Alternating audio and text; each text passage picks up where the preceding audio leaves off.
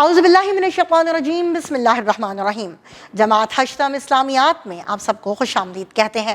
جی میرے پیارے بچوں، ہم پڑھ رہے تھے باب ہفتم اسلامی تعلیمات اور عصر حاضر کے تقاضے میں سبق نمبر 2، جس کا عنوان ہے ذرائع ابلاغ کا استعمال۔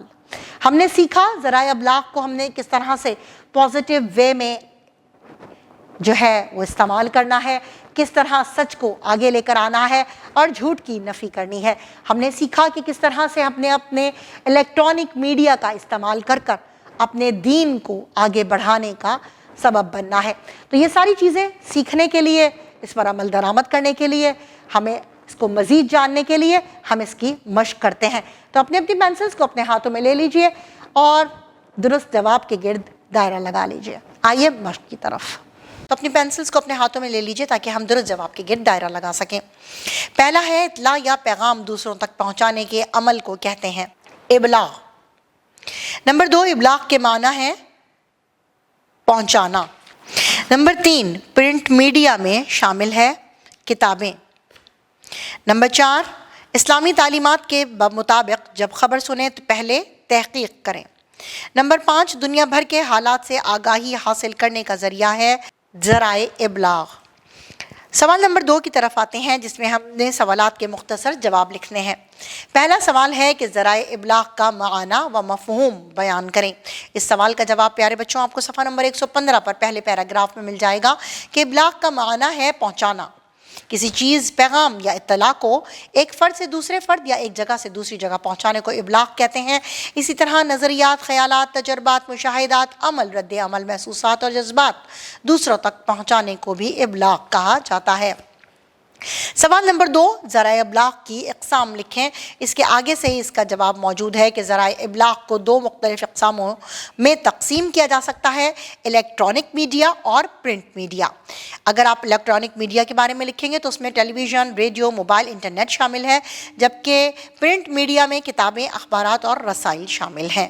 اب آتے ہیں سوال نمبر 3 کی طرف کہ بات آگے بڑھانے سے متعلق قرآن مجید میں کیا ہدایت ملتی ہے۔ قرآن مجید میں ہمیں ہدایت ملتی ہے دانائی اور موقع محل کے مطابق اپنی بات کو آگے پہنچانے سے پہلے تحقیق کر لینا چاہیے۔ اور قرآن مجید میں اللہ تعالیٰ فرماتے ہیں سورۃ الحجرات میں کہ اے ایمان والو، اگر تمہارے پاس کوئی فاسق شخص کوئی خبر لے کر آئے تو خوب تحقیق کر لیا کرو، ایسا نہ ہو کہ کہیں تم لا علمی میں کسی قوم کو نقصان پہنچا بیٹھو، پھر تم اپنے کیے پر پچھتاتے رہ جاؤ۔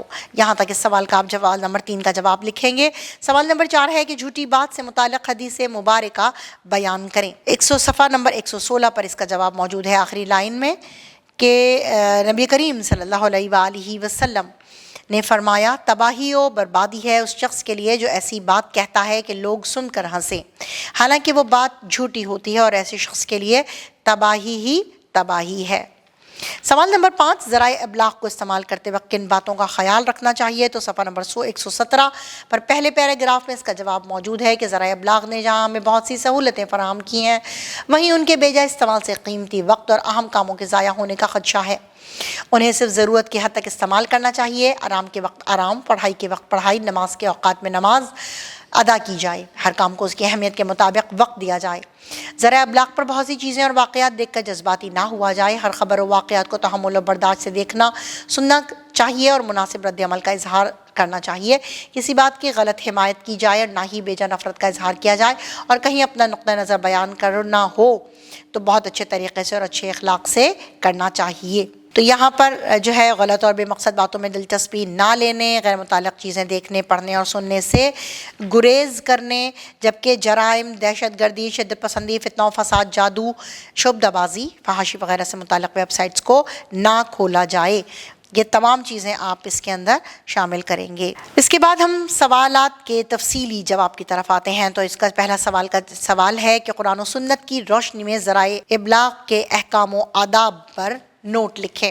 پیارے بچوں، آپ نے پورا سبق پڑھا، اس کا سوال کا جواب بھی آپ کو یہیں سے ملے گا کہ صفحہ نمبر 116 سے کہ اسلام میں ذرائع ابلاغ کی ضرورت و اہمیت بہت زیادہ ہے، کیونکہ اسلامی شریعت میں اللہ تعالیٰ کا پیغام دوسروں تک پہنچانا، اس کی دعوت و تبلیغ کرنا بحیثیت مسلمان ہمارا فرض ہے۔ اس کے علاوہ آپ نے سورۃ الحجرات کی آیت کا ترجمہ بھی اس میں لکھنا ہے، اور سورۃ النساء کی آیت کا ترجمہ بھی لکھنا ہے، اور ساتھ ہی جو نبی کریم صلی اللہ علیہ وآلہ وسلم نے جھوٹ بولنے سے گریز کے لیے فرمائی ہے حدیث، اس پہ بھی اس کا حوالہ دینا ہے۔ اس کے احکام و آداب آپ کو صفحہ نمبر 117 پر مل جائیں گے کہ آپ نے سورۃ الحجرات اور سورۃ الانعام کی آیات کا تذکرہ کرتے ہوئے اس کی اینڈنگ کرنی ہے، سوال کے جواب کی، جو کہ اینڈنگ لائن آ رہی ہے کہ ذرائع ابلاغ کے مثبت پہلوؤں سے مستفید ہونے اور منفی پہلوؤں سے بچتے رہنے کی کوشش کرتے رہنی چاہیے۔ یہاں تک یہ تفصیلی جواب جو ہے وہ مکمل ہوگا۔ اب آپ لوگوں کے لیے سرگرمی ہے کہ دور حاضر میں جدید ذرائع ابلاغ کے استعمال کی اہمیت پر تقریری مقابلہ کریں، اور رہنمائی اساتذہ میں ہے کہ جماعت کے کمرے میں طلبہ سے گروہوں کی صورت میں ذرائع ابلاغ کے درست استعمال کے فوائد اور غلط استعمال کے نقصانات پر مذاکرہ کروائیں اور خلاصہ و بحث نکات کی صورت میں پیش کریں۔ جی میرے پیارے بچوں، آپ نے قرآن و سنت کی روشنی میں ذرائع ابلاغ کا استعمال سیکھا اس سبق میں۔ آپ ضرور اس پہ غور و خوض کیجیے گا، اپنے دوستوں کو بھی اس سے آگاہی دیجیے گا تاکہ وہ بھی ذرائع ابلاغ کا بہترین طریقے سے استعمال کر سکیں، سچ جان سکیں اور برائی سے بچ سکیں۔ اسی اچھی بات کے ساتھ اپنے اس سبق کا اختتام کرتے ہیں۔ اپنی دعاؤں میں ہمیں یاد رکھیے گا۔ ملتے ہیں نئے سبق کے ساتھ، تب تک کے لیے اللہ حافظ۔